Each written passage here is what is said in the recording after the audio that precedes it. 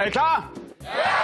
Det er ikke mange minutter siden, at tv-serien Bedrag sluttede. Her havde han hovedrollen. På torsdag er der premiere på den nye film i serien om kriminalkommissær Carl Mørk. Her har han hovedrollen. Og hvis der er én mand, der har haft hovedrollen i Danmark de sidste 25 år, så er det ham. Her kommer han, mine damer og herrer, Nikolaj Lie Kaas.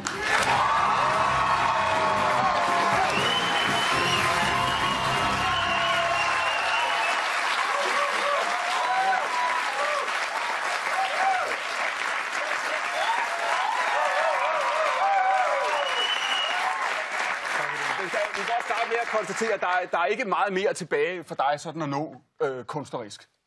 Ej, jeg synes, så vil jeg give op, ikke? Så vil jeg... Jo, man siger, du har været igennem nu, jeg har prøvet en masse. Ja. Der er ikke, du har film, ja. Teater, politik, tv. Ja, det var det. Nå, okay.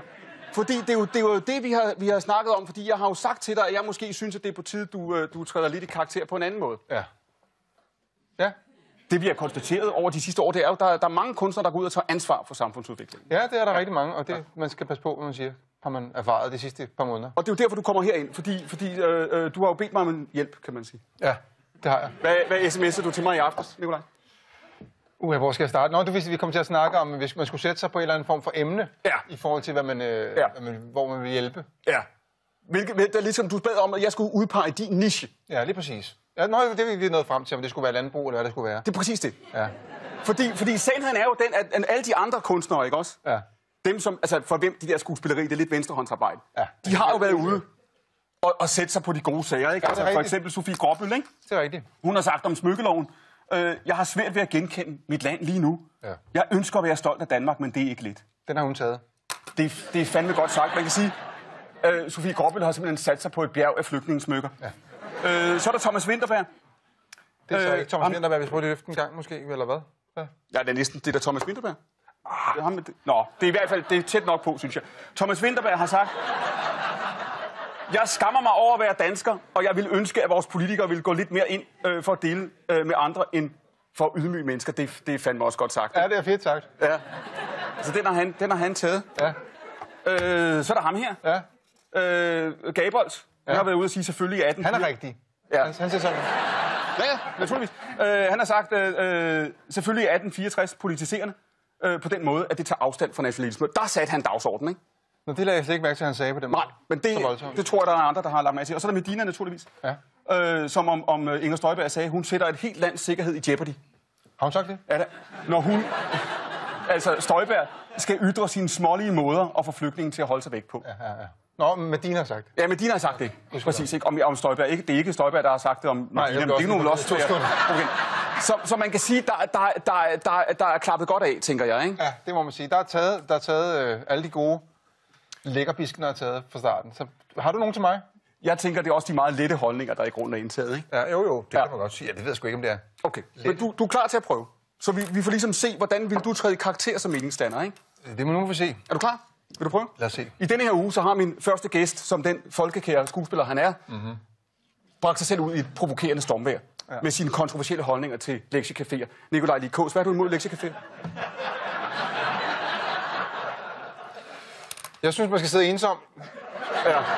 Og lave sin lektie. Jeg kan ikke forstå det, at man får hjælp, at det skal være nogen, der skal lefles for eleverne på den måde. Og det kan forklare i virkeligheden, hvorfor de yngre generationer, de generationer, der er yngre, også er så pjevset. Det kan man sige, og jeg synes, vi skal få lidt mere, måske er jeg måske den eneste, der har den holdning, men måske lidt mere kinesiske tilstand. Ja. Og det er klart, fordi det er indlysende, at det må være vejen frem, ikke? Hvilken karakter udvikler man, hvis man får for meget hjælp på de gale tidspunkter? Jamen, man risikerer på venner, man risikerer at få sammenhold, man får lyst til at leve. Træk vejret. Ja. Vi kender aftens første gæst som en folkekær og populær, jovial skuespiller, Nikolaj Lie Kaas. Men i denne her uge, der har han sat Danmark i brand med sine stærkt polariserende holdninger til realkredit. Flekslån, Nikolaj Lie Kaas. Kan du huske, hvornår flekslån begyndte at betyde så meget for dig? Jeg har været etcifret på det tidspunkt. Ja. Jeg har været 5-6 år, da det begyndte rigtig at slå igennem, ikke? Men altså, det har altid interesseret mig. Ja. Og det, nu har du sat ud, kan man sige, du har taget stilling i noget, der betyder meget for mange mennesker. Der er millioner af kroner på spil. Du ved, danskerne lytter til dig. Ja. Er det tid til at omlægge? Jeg synes, det er tid. Jeg synes, det er tid til at omlægge. Og det gælder ikke bare et lån, F1 eller F2, eller sådan. Synes, alle skal lægge om nu. Ja. Det synes jeg vil klæde Danmark. Ja. Vise noget handlekraft. Ja, lige præcis. Også det polemik, vi hører omkring socialkredit og det, der sker for tiden. Ikke? Jo. Og det er også det, du siger, det er vigtigt at tage chancer. Det er vigtigt at tage chancer, og det gør man ved at lægge sit lån om nu. Ja. Det tror jeg godt kan... Kan det noget? Ja, det synes jeg tror, det med realkreditten, den har du helt selv. Du har ikke, du kan bare sige meget med Dina, men du har sgu ikke hørt, hende melde ud så klart ud på flexlån. Nej, det er ikke. Ingen tør rigtig sige noget. Ingen tør, det er for meget, men man kunne også sige, jeg tror også, at den post, der er ledet, det er ligesom den borgerlige post, kan man sige. Ikke? Fordi der er ikke ret mange borgerlige intellektuelle. Richard Ravnvald, naturligvis, men ellers ikke. Jamen, ja. Altså, du vil sige, der tager jeg den. Ja, der er god plads, ikke? Ja, det må man sige. Er du klar til at prøve? Jeg ved ikke, hvad du kaster mod endnu, så det bliver spændende. I en branche, hvor de fleste er kendt som kulturradikale hippier, der er der et borgerligt fyrtårn. Yes. En mand, der ikke er bange for at indtage de upopulære holdninger. En mand, der ikke er bange for at sætte sin karriere og hele kulturbranchens fremtid på spil. Nikolaj Likos. Igen i den her uge har du blandet dig i den borgerlige værdikamp. Ja. Nu står du fast en gang for alle, hvis nogen skulle være i tvivl, at kvinder skal fratage stemmeretten. Hvorfor?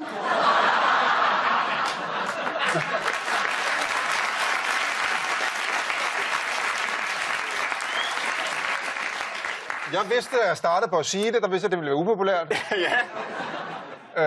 Men jeg synes, nu har de haft stemmeret i 101 år. Ja. Nu synes jeg, det er rigeligt. Ja.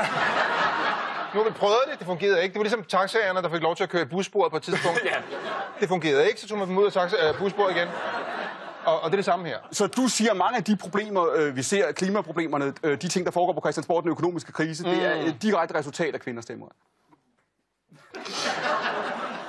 Da jeg sagde det, da du sagde det, skal det siges, at jeg har fået en lille en til kaffen. Men jo, det er jo en af årsagerne. Der er mange årsager til, at de skal nedgraderes igen. Ja.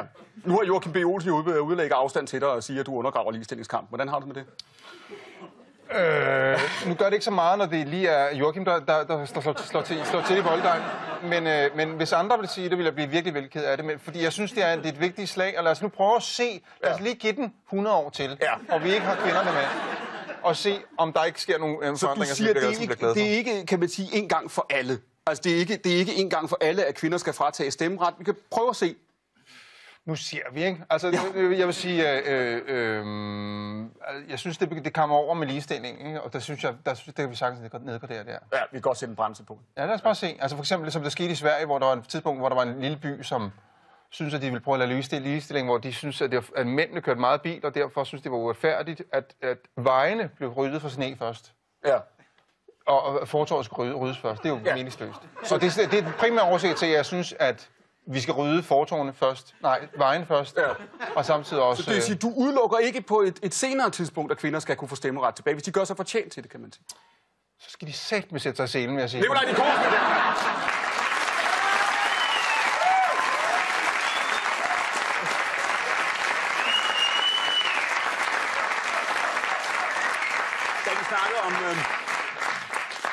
Da vi snakkede tidligere i dag omkring skuespilleriet, og det der jo stadigvæk er din hovedkarriere, indtil du nu vælger at slå over på det politiske. Der siger du, det du er mest bange for, det er at komme til at læne dig tilbage. Ja, altså det har altid været min angst. Altså det der med at nyde en form for nu kører det, eller et eller andet den stil. Jeg vil altid prøve at gøre det bedre, og jeg har jo aldrig som sådan set tvivl som noget negativt. Altså tvivl er altid noget, som jeg bruger altid. Altså I tager stilling til tingene konstant. Kan det blive bedre, og man er aldrig helt tilfreds? Er du sikker? Altså nu har du lavet det her, jeg nævnte det før, i 25 år. Er du sikker? Kan du mærke i dag, hvornår noget fungerer? På en måde, du ikke kunne for nogle år siden. Ja, jeg kan se, når der er nogle udefrakommende ting, som kan påvirke tingene til, at de bliver gode. Helt sikkert. Og jeg kan også godt se, hvis man nogle mekanismer, som kan fungere. Men altså, at lave en succes, det er der ikke nogen mennesker, der kan finde ud af at rende ud. Bliver det vigtigere for dig at tage chancer, som du ikke tog før? Ja, og jo mere man bliver sikker i sin sag, jo mere ved man skal være ydmyg over for alting, man laver. Og derfor skal man netop kaste sig ud på et sted, hvor man ikke kan bunde.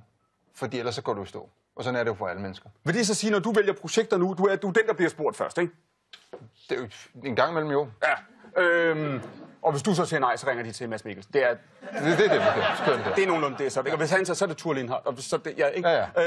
Hvad vælger du så efter? Vælger du efter det, hvor du tænker, det kan jeg ikke, det må jeg prøve? Jeg vælger på, hvad der tænder mig. Ganske enkelt. Er det en god historie?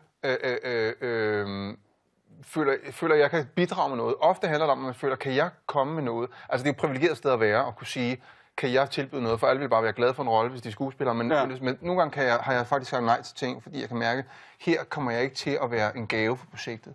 Og andre, måske en ung, lidt mere som folk ikke kendte, vil måske eventuelt være et bedre bud til en rolle som den, for eksempel. Så du ser også på, hvilken forskel du kan gøre, når du er jo bedrag, for eksempel. Jeg kan ikke være bedre end et godt projekt, og jeg kan ikke være bedre. Hvis jeg gentager mig selv, så begynder folk også... Jeg ser jo også andre skuespillere, som publikum ser. På mig, så bliver jeg også træt af folk. Altså, man skal ligesom friskes op på en eller anden måde og se, hvordan får jeg lyst til at gå ind og se ham eller hende i den film, ikke? Jeg bed dig jo i aftes der, vi skal sige på forberedt interviewet her over sms, kan man sige, det var meget effektivt. Ja. Jeg bed dig om at sende mig en liste over film, som du er stolt af, at du kan lide. Ja. Og så en liste over film, som du ikke er stolt af, at du... Ja, altså det var din definition af det. Ja. Du er stolt af, at du kan lide Amadeus af Mitters formand. Hvorfor det? Jeg er ikke stolt af, at du sagde, det er de liste. Jeg ser det som 2 lister. Den liste, som jeg vil sige til folk, at den film kan jeg godt lide, og så de film, som jeg måske ikke vil lave. Og Amadeus er en af dem, den praler du af? Den kan jeg godt lide. Ja. Jeg synes, den hænger godt sammen. Hvorfor? Fordi jeg er med. Jeg har... Nej, jeg er ikke med på den måde. Jeg har hjertet i den. Ja. Jeg kan mærke den. Det er en skidegod historie. Den er medrivende, og den er som sådan ikke længere end det. Og på listen over film, som du ikke nødvendigvis ville prale af til kulturanmelderne, der står Olsenbanden. Ja. Jamen, du spørger mig selv nu, hvad er din yndlingsfilm, så vil jeg ikke nævne Olsenbanden måske. Nej. Men det vil jeg, du gør jo så nu. Ja, det gør du så nu, kan man sige. Ja. Olsenbanden synes jeg er fantastisk, fordi at den er så folkelig og fungerer så sindssygt godt på det folkelige. Og jeg har også nævnt Solkongen, som jo er en film, som jeg var mindre og stolt af at nævne. Altså, film, det er jo også i over den folkelige boldgade, ikke? Jo. Og du siger, der er noget med de her figurer, om det er Amadeus i Amadeus, om det er Egon Olsen i Olsenbanden, når de måske er lidt tabt i sig selv, når de ikke kan stoppe sig selv fra at være dem, de er. Ja, når de ikke nødvendigvis, det kan du godt sige, altså når man ikke nødvendigvis, når de ikke inviterer en til at kunne lide dem. Altså når de skal regnes ud på en eller anden facon, måske er det virkelig også sådan, jeg har det med andre mennesker. Men i virkeligheden, når de ikke gør det nemt for en. Okay. Altså jeg fandt ud af, da jeg lavede den liste til dig, at alle de... Du siger, du kan godt lide folk, der ikke gør det nemt, og man kan lide dem? Jamen, jeg vil lige sige det her. Da jeg lavede den liste der, kunne jeg se, at de største del af de film, jeg nævnte, havde ikke særlig sympatiske hovedpersoner. Nej. Og det er sikkert, fordi man har lyst med Amadeus til et eksempel. Altså et menneske, som man simpelthen ikke kan... Jeg skal bruge noget tid for at investere noget i filmen, og for at finde en kærlighed og en sympati for mennesket. Så du kan bedst lide folk, der ikke er særlig venlige? Det sætter mig på en opgave som publikum. Ja. Eller som menneske. Jeg ved ikke som i det hele taget, men altså... Ja, det er også i dit privatliv, sådan du foretrækker folk, som du faktisk ikke kan lide.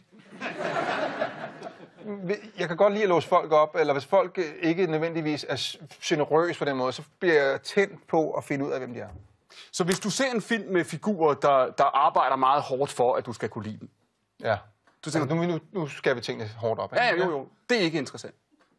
Et menneske som hvad? Som arbejder hårdt for, at du skal kunne lide vedkommende. Altså hvor du kan sige, at den her figur er designet for at være sympatisk. Ja, hvis man ved, hvad retning det skal gå, hvis det...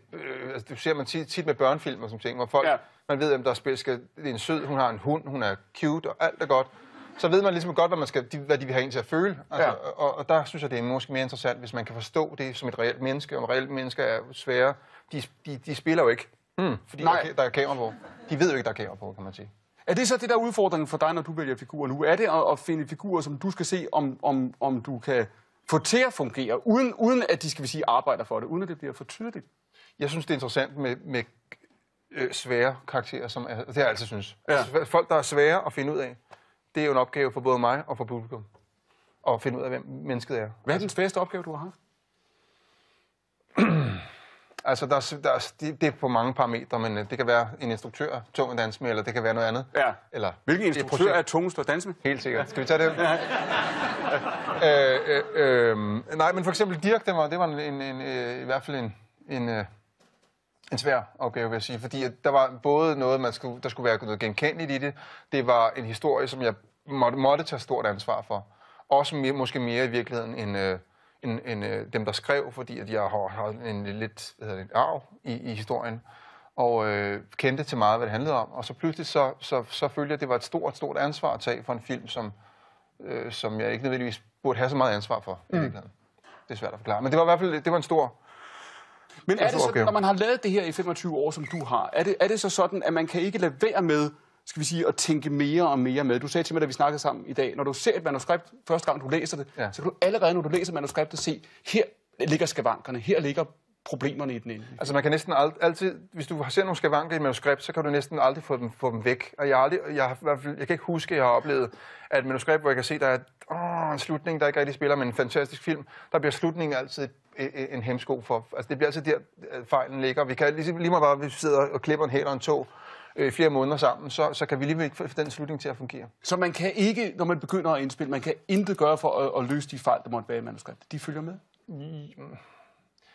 Det er svært. Det er svært. Hør nu her. Du kender reglen. Man rykker en plads. Man går ingen sted. Nikolaj Lie Kaas, mine damer her.